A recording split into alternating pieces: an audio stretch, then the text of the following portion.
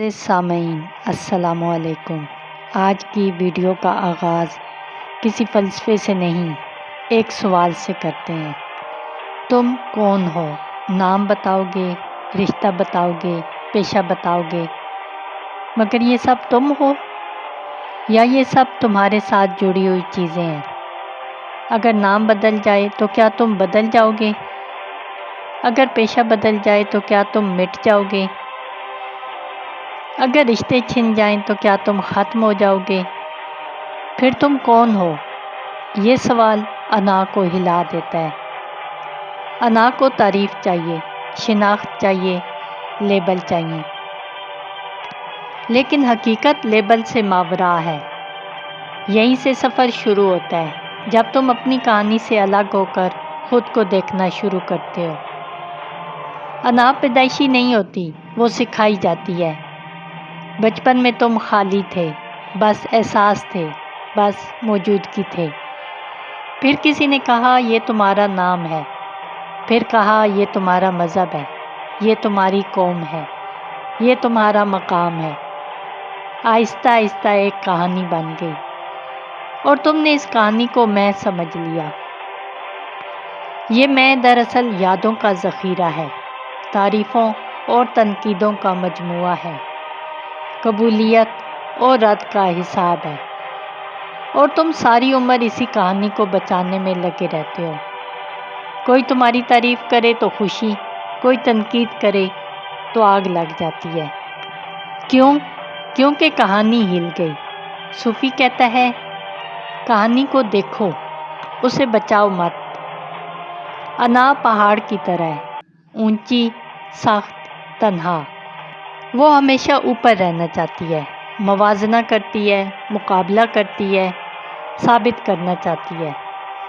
لیکن پہاڑ پر زندگی کم ہوتی ہے، وہاں درخت نہیں اگتے، وہاں جھیلیں نہیں بنتی۔ کیوں؟ کیونکہ وہاں نرمی نہیں، وہاں جھکاؤ نہیں۔ انا کہتی ہے میں بہتر ہوں، اور یہی جملہ تمہیں سب سے الگ کر دیتا ہے۔ انا کا سب سے بڑا دکھ یہ ہے کہ وہ کبھی مطمئن نہیں ہوتی، وہ ہمیشہ مزید چاہتی ہے۔ اب وادی کو دیکھو، وہ نیچی ہے مگر سرسبز ہے، وہ جھکی ہوئی ہے مگر زندگی سے بھری ہے۔ بارش دونوں پر ہوتی ہے، چوٹی پر بھی، وادی میں بھی، مگر پانی ٹھہرتا کہاں ہے؟ جہاں جھکاؤ ہو۔ یہی صوفی کا راز ہے، وہ خود کو نیچا کرتا ہے، خود کو خالی کرتا ہے۔ وہ کہتا ہے میں کچھ نہیں جانتا، اور اسی لمحے علم اس میں بہنے لگتا ہے۔ وہ کہتا ہے میں کچھ نہیں ہوں، اور اسی لمحے وجود اس میں اترنے لگتا ہے۔ تم کہتے ہو مجھے خدا چاہیے، یہ بھی خواہش ہے۔ تم کہتے ہو مجھے سکون چاہیے، یہ بھی خواہش ہے۔ خواہش کا مطلب ہے میں کچھ حاصل کرنا چاہتا ہوں۔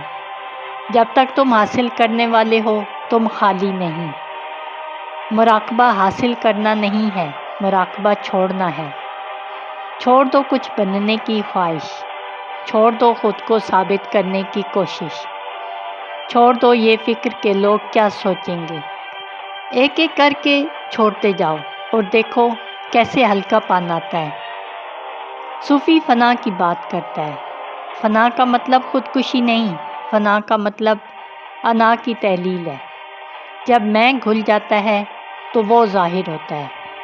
یہ ایسا ہی ہے جیسے نمک پانی میں گھل جائے۔ نمک ختم نہیں ہوتا مگر اپنی الگ شناخت کھو دیتا ہے، تب صرف سمندر رہ جاتا ہے۔ تم سمندر ہو مگر خود کو دانا سمجھے بیٹھے ہو۔ جب تک دانا ہو تم محدود ہو، جب گھل جاؤ تو وسعت ہو۔ اور یہ گھلنا زور سے نہیں ہوتا، یہ آہستہ آہستہ ہوتا ہے۔ ہر لمحہ جب تم دفاع چھوڑتے ہو، ہر لمحہ جب تم خاموش ہو جاتے ہو۔ اب میں تمہیں کوئی فلسفہ نہیں دے رہی، میں تمہیں ایک تجربہ دے رہی ہوں۔ آج سے روز چند منٹ بیٹھو، کچھ مت کرو، بس دیکھو۔ خیال آ رہے ہیں، آنے دو۔ احساس اٹھ رہے ہیں، اٹھنے دو۔ کچھ مت پکڑو۔ آہستہ آہستہ تم دیکھو گے کہ دیکھنے والا خیال نہیں ہے، وہ خاموش ہے، وہی تم ہو۔ اور وہی دروازہ ہے حتمی حقیقت کا۔ انا تحلیل ہو جاتی ہے جب تم اسے سنجیدہ لینا چھوڑ دیتے ہو۔ پہاڑ نرم ہو جائے تو وادی بن سکتا ہے، اور وادی ہمیشہ بھرتی جاتی ہے۔ تم پہاڑ بنے رہو گے تو تنہا رہ جاؤ گے، وادی بن جاؤ گے تو آسمان تم میں اتر آئے گا۔ سفر مشکل نہیں ہے، بس چھوڑنا ہے، اور جب سب چھوڑ دو گے تو پاؤ گے کہ جو ڈھونڈ رہے تھے وہ کبھی گیا ہی نہیں تھا۔